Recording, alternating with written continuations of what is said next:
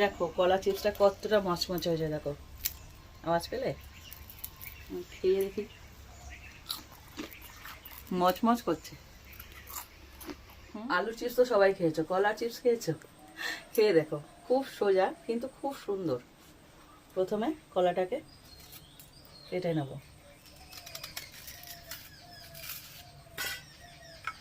এরকম একটা পিলার দিয়ে ছুলে নেব। এই কলাটা পুরো ছুলে নিয়েছি। এবার এইখানে একটু জল নিয়ে নিয়েছি, এর মধ্যে এই কলাটা ডুবানোর জন্য একটু লবণ আর একটু, কলাটা কষ থাকে তো তার জন্য লবণ আর হলুদ জলটা করে নিলাম।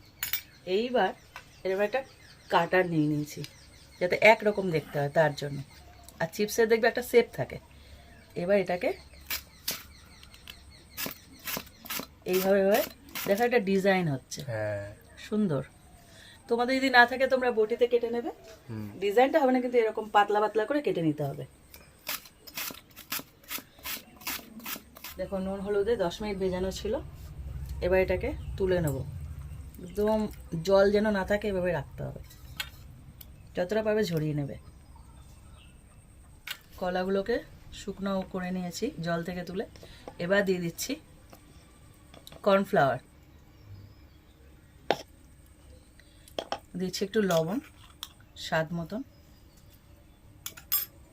একটু গোলমরিচের গুঁড়ো,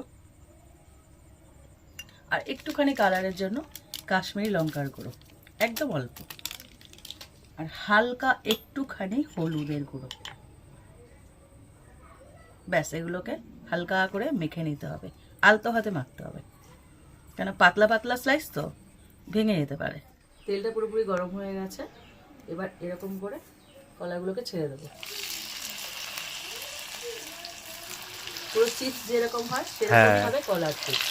কলার চিপস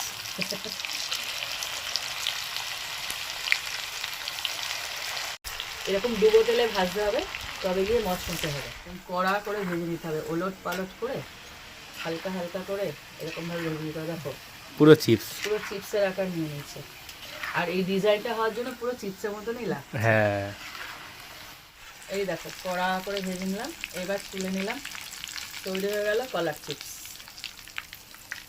আওয়াজ দেখো, পুরো দোকানের মতো বানিয়ে নেওয়া। আওয়াজ শুনে বুঝতে পারছো কতটা মচমচে হয়েছে। এরকম ভাজো আর বাড়িতে খেয়ে নাও।